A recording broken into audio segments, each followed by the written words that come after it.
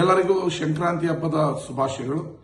ಇದೇ 16ನೇ ತಾರೀಕು ಗುರುವಾರ ಬೆಳಗ್ಗೆ 10 ಗಂಟೆಗೆ ಹಳೆ ಬೂದೂರಿನ ಶ್ರೀ ವೆಂಕಟೇಶ್ವರ ವಿದ್ಯಾನಿಕೇತನ ಶಾಲಾ ಆವರಣದಲ್ಲಿ ನಿಮ್ಮ ಶಾಸಕ ನಿಮ್ಮೂರಿಗೆ ವೇದ ವಾಕ್ಯದೊಂದಿಗೆ ನಿಮ್ಮ ಮನೆ ಬಾಗಿಲಿಗೆ ತಾಲೂಕಿನ ಎಲ್ಲ ಅಧಿಕಾರಿಗಳ ಜೊತೆ ಜನತಾ ದರ್ಶನ ಕಾರ್ಯಕ್ರಮವನ್ನು ಹಮ್ಮಿಕೊಂಡಿದ್ದೀವಿ.